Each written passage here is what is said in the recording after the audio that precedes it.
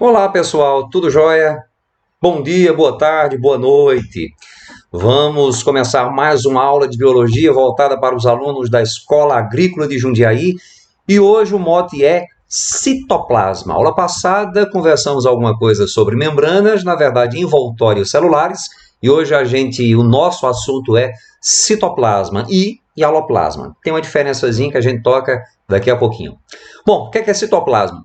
Citoplasma é o espaço existente entre a membrana plasmática e o núcleo, né? A membrana nuclear, também conhecida como membrana carioteca.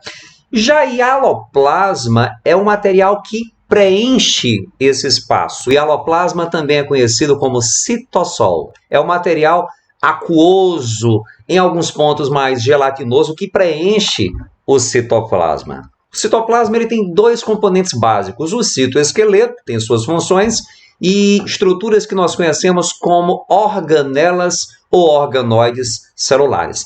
Tanto o citoesqueleto quanto as organelas celulares só foram conhecidas depois do surgimento do microscópio eletrônico. Bom, e a gente começa falando do citoesqueleto, que é um conjunto de uma massa de estruturas dispostas de modo entrelaçados ou lado a lado e que são responsáveis pela forma, basicamente pela forma de uma célula, pelo formato típico de cada célula, que varia conforme a função que elas executam. O citoesqueleto ele também participa da formação de cílios e flagelos, participa da movimentação celular, participa da adesão de uma célula em relação às outras, de células de defesa, por exemplo, em nosso organismo e organismos multicelulares, e da movimentação de fluidos. E também da contração muscular, né? A contração dos nossos músculos também se dá a partir de estruturas, a partir de proteínas que também participam da formação do nosso citoesqueleto. Os microtúbulos são estruturas, como o termo já sugere, tubulares, formados por uma proteína conhecida como tubulina. Percebam que, como é mostrado aqui na ilustração, os microtúbulos são ocos, tá? Daí o termo microtúbulo, é um tubinho mesmo. Bom, os microfilamentos eles já são formados por outras estruturas, né, por outras proteínas diferentes da tubulina. No caso aqui, a organização dos microfilamentos, que são basicamente de actina. Existem também os microfilamentos de miosina. Inclusive, actina e miosina são os microfilamentos que atuam na contração dos nossos músculos. A organização desse tipo de estrutura pode ser tanto entrelaçada, como acontece com os microtúbulos, ou pode ser lado a lado, como ocorre nos nossos músculos estriados esqueléticos. E aí nós mergulhamos no mundo das organelas celulares, que podem ser de mais variados tipos, né? Nós temos os ribossomos, retículo endoplasmático, complexo golgiense, lisossomos, mitocôndrias, peroxissomos, centríolos, plastos e vacúolos. E a primeira organela celular que a gente trata aqui são os ribossomos, que são estruturas formadas basicamente de RNA e proteínas. Os ribossomos são produzidos no núcleo e migram para o citoplasma. Os ribossomos eles são formados por duas subunidades, uma maior, outra menor, dando aí um aspecto, pelo menos na mente de muitos autores de imaginação mais fértil, dando a eles um aspecto próximo ao número 8, né? Tem que ter muita imaginação para achar isso aqui parecido com o número 8 mesmo. Os ribossomos são as organelas responsáveis pela produção de proteínas, pela síntese proteica. O retículo endoplasmático é um conjunto de túbulos ou canais achatados que preenchem quase que 90% do espaço citoplasmático.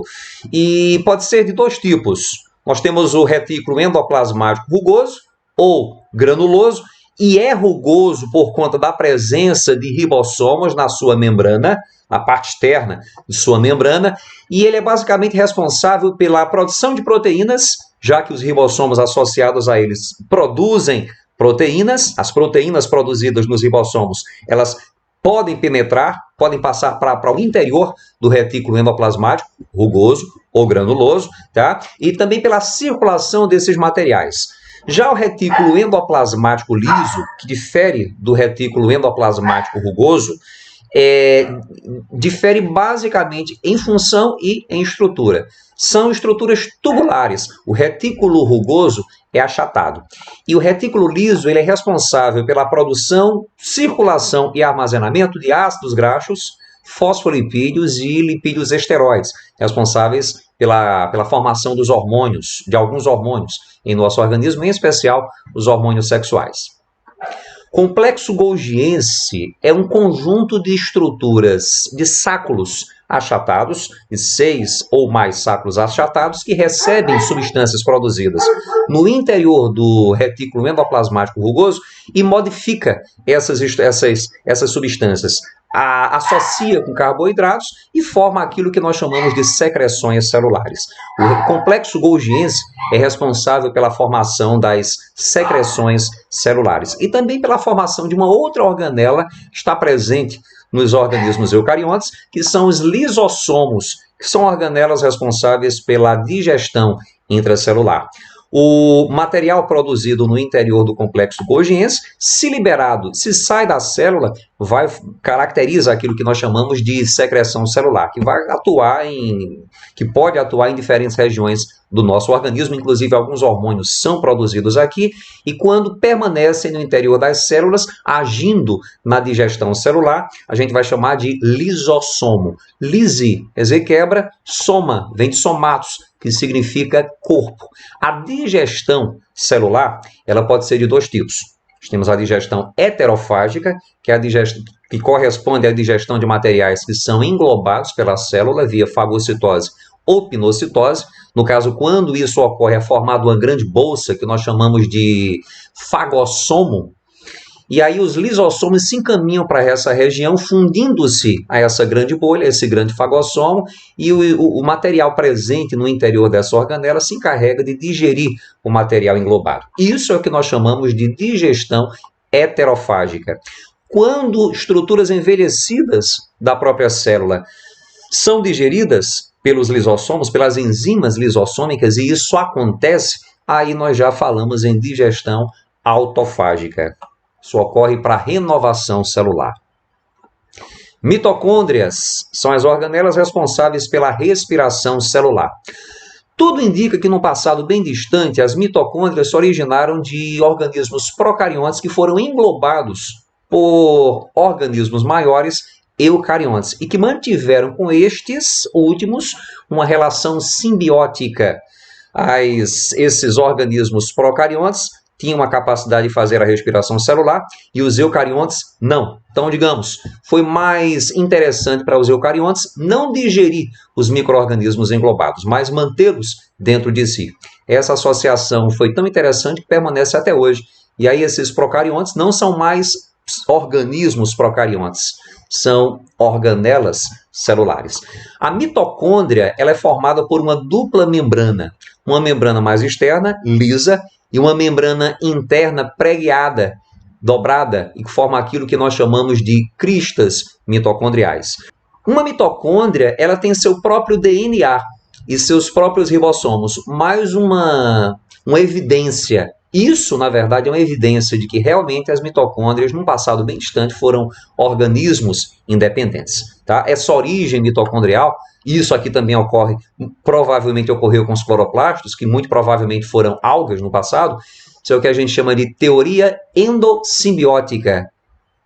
Os peroxissomos são organelas responsáveis pela transformação de substâncias tóxicas com as quais nós temos contato em substâncias menos tóxicas, em especial a água oxigenada, que através da ação da enzima catalase, que está presente aqui no interior dos peroxissomos, é quebrada, liberando oxigênio e água.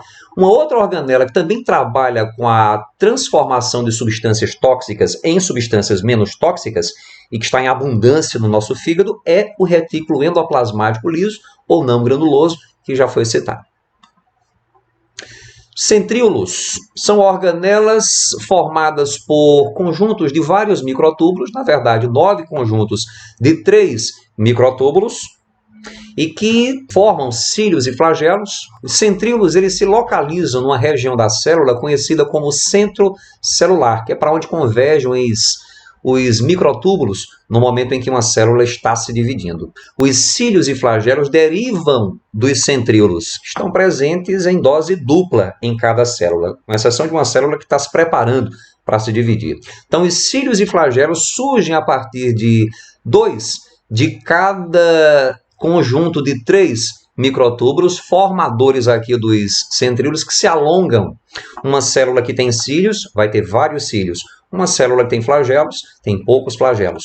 Um exemplo de uma célula ciliada no nosso organismo são as células presentes na nossa traqueia. E alguns organismos unicelulares, alguns micro-organismos unicelulares, também apresentam vários e vários cílios.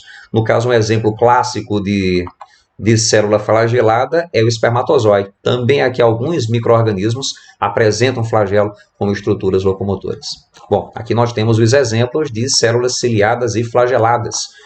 Os espermatozoides são células que apresentam um único flagelo, mas existem células, no caso micro-organismos, que apresentam mais de um flagelo. No geral, são poucos por célula. E aqui nós temos o paramécio, que é um protozoário dotado de milhares de cílios. O movimento de cílios e flagelos é diferente. O movimento de flagelos é mais ondulatório, né? Um movimento ondulatório que vai desde a base até a extremidade. O movimento de cílios lembra mais o movimento de um chicote. Vacúolos são grandes bolsas membranosas que têm basicamente a função de armazenamento. No caso dos vacúolos vegetais, armazenam água, pigmentos, aminoácidos, vitaminas. Vácuolo digestivo, que é o produto aqui que é formado quando ocorre a fagocitose. É para cá que os lisossomos vão se encaminhar, vão migrar para liberarem suas enzimas digestivas.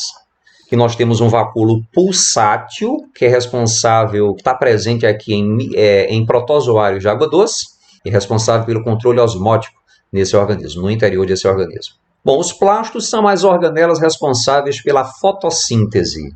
O principal deles é o cloroplasto, cujo pigmento fotossintético mais abundante é a clorofila. Assim como ocorre nas mitocôndrias, os plastos têm duas membranas, uma membrana externa lisa e uma membrana mais interna que apresenta prolongamentos. Esses prolongamentos eles formam lamelas diversas e estruturas discoidais, conhecidas como tilacoides, onde estão presentes os pigmentos fotossintetizantes, em especial a clorofila. Conjunto de pigmentos fotossintetizantes presentes aqui vai formar aquilo que nós chamamos de complexo antena. Não é tanto o que fazemos, mas o motivo pelo qual fazemos que determina a bondade ou a malícia. Santo Agostinho.